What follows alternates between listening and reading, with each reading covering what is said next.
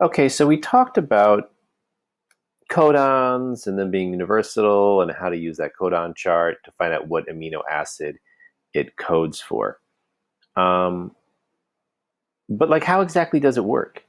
Like, how is this? How do we get from our gene to protein, right? And in the middle, we make this thing called messenger RNA. But exactly how do we make that protein? Like, what are the steps? So this process of making the proteins is called translation. Transcription was going from gene, from your DNA, to your messenger RNA. But from messenger RNA to the actual protein is called translation. Now, oh, look at that. There's only one step. Of course, there's a one step 6 times. I should probably fix that.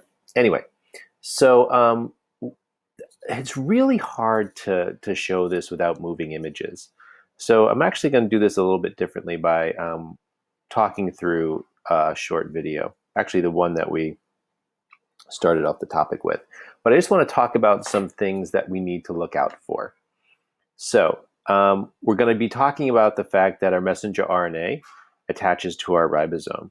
So this brown thing down here is our ribosome, and there are so many different ways to show this.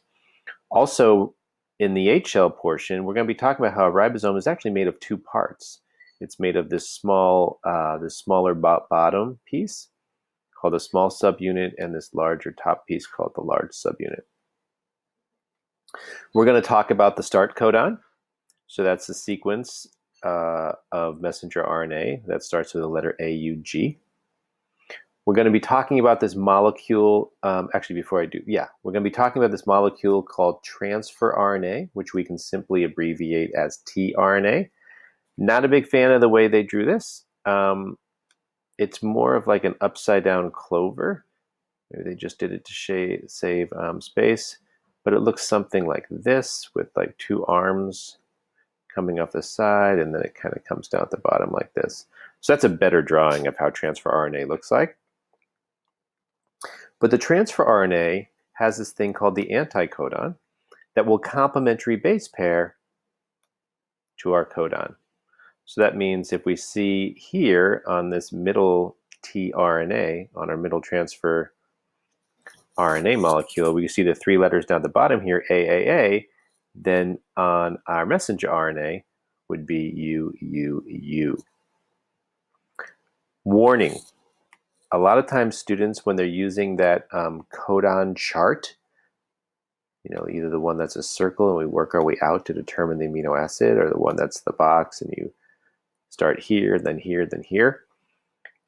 A lot of students will focus on the anticodon because it makes sense, right? This is the thing bringing the amino acid. But we're always looking at the 3 bases on our messenger RNA. Also, when we're looking at this video, that the transfer RNA molecules will actually connect their amino acids that they're bringing. So these transfer RNA molecules are floating around in your cytoplasm. That's where this is all happening. Floating around in your cytoplasm, they will come down here with their amino acid, and they will bind and then connect this with a peptide bond. The transfer RNA molecules move down this way as we're copying from the 5' to the 3'. So after you move to this next location, then you move to this 3rd location on the ribosome, where you're released without an amino acid because it was attached. And then you go and you find another amino acid to attach it to yourself. And then this whole process continues until you eventually reach the stop codon. So that's me talking through a still image, and I really don't think that's super helpful. So in the next video, we're gonna do the same thing, but with actually moving parts.